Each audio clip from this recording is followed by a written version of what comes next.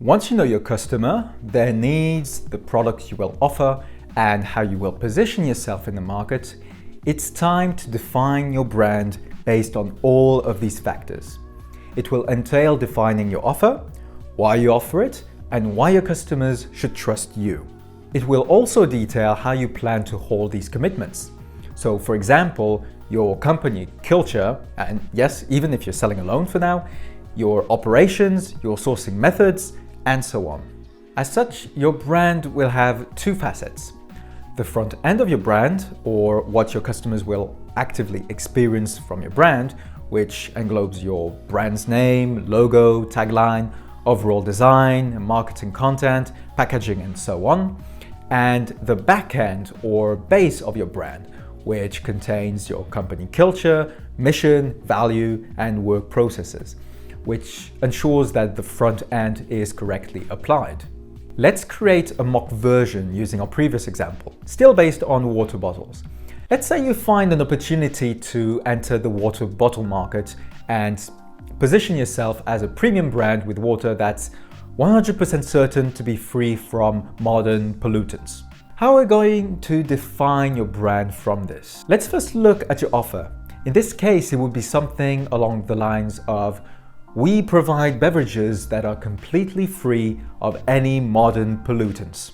As core brand values, you could go for health conscious, transparent, and environmentally friendly. Once again, this will be very dependent on what your research has shown you as being potentially viable.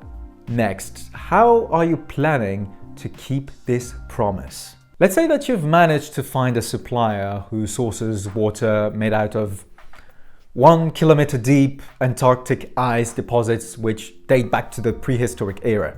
Why not? Following this, you could go with something like, our water is exclusively sourced from deep Antarctician ice deposits that have remained pure since the dinosaur era. From this, and assuming that your customer research has shown that your target customers are particularly health conscious, and perhaps a little bit overly paranoid about pollutants in their water, you would want to define your brand values around absolute purity and advocating for a natural lifestyle. Of course, if this were to be true, you would have to go beyond just sourcing pure water. You would have to ensure that the whole process from sourcing to bottling to shelving is consistent with this philosophy. Remember, consistency is key. If you profess that your brand is about complete purity, and then you have your pure water bottled in cheap, leaky plastic, you risk losing all credibility. In this step, remember to keep a very close eye on your market and customer research along with the core principles of branding, which once more are differentiation, value, information, and consistency.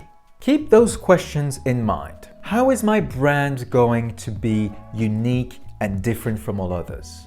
What value is my brand going to bring to my customers? How can I best inform my customers about what my brand stands for? How will I ensure that my brand's core value will remain consistent on all channels?